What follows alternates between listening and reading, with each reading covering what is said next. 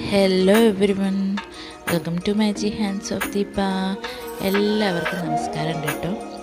അപ്പോൾ ഇന്നത്തെ നമ്മുടെ റെസിപ്പി എന്താണെന്ന് നോക്കിയിട്ട് തുടങ്ങിയാലോ. അപ്പോൾ ഞാൻ നമ്മുടെ പയറാണ് മെഴുക്കുവരട്ടി വെക്കുന്നത് കേട്ടോ ഒന്ന്.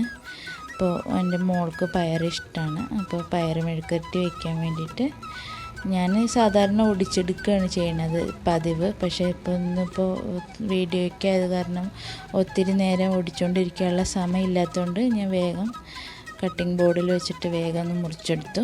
ഞാൻ അതിലേക്കൊരു സവോള, മീഡിയം സൈസ് സവോള ചെറുതായിട്ട് അരിഞ്ഞു കൊടുക്കുക. പിന്നെ അതിൻ്റെ കൂടെ നമുക്ക് കാന്താരി മുളകും ചേർത്ത് കൊടുക്കുക. ഞാൻ ഇവിടെ കാന്താരി മുളകാണ് അധികം. എൻ്റെ വീട്ടിൽ കാന്താരി മുളകൊക്കെ ഉണ്ട്. കാന്താരി മുളകും പിന്നെ കപ്പളങ്ങ, മത്തൻ്റെ എല്ലാം അങ്ങനെയുള്ള അത്യാവശ്യം ചെറിയ ചെറിയ പച്ചക്കറികൾ കൃഷിയൊക്കെ ഉണ്ട്. ഏത്തവാഴയുണ്ട്, ചേന, ചേമ്പ് അങ്ങനെയൊക്കെ ഉണ്ട്. ഇനി നമുക്ക് പാന് ചൂടായിട്ട് എണ്ണ ഒഴിച്ച് കൊടുക്കുക. അതിലേക്ക് നമുക്ക് കടുക് ഇട്ട് കൊടുക്കാം. അപ്പോൾ കടുക് നല്ലപോലെ പൊട്ടിക്കഴിയുമ്പോൾ കുറച്ച് കറിവേപ്പില ഇട്ട് കൊടുക്കാം. ഇനി നമുക്ക് ഇതിലേക്ക് വെജിറ്റബിൾ മുറിച്ച് വെച്ചിരിക്കുന്നത് അങ്ങോട്ട് ഇട്ട് കൊടുക്കാം കേട്ടോ.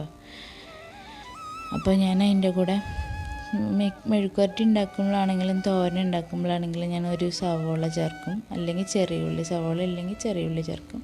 അപ്പോൾ നമുക്ക് ഇതിലേക്ക് ഒരു ടീസ്പൂൺ ഉപ്പിട്ട് കൊടുക്കാം. ഇനി നല്ല മിക്സ് ചെയ്ത് വെച്ചിട്ട് മീഡിയം ഫ്ലെയിമിൽ വെച്ചിട്ട് നല്ല ആവി കയറ്റിയിട്ട് വേവിച്ചെടുക്കുക കേട്ടോ.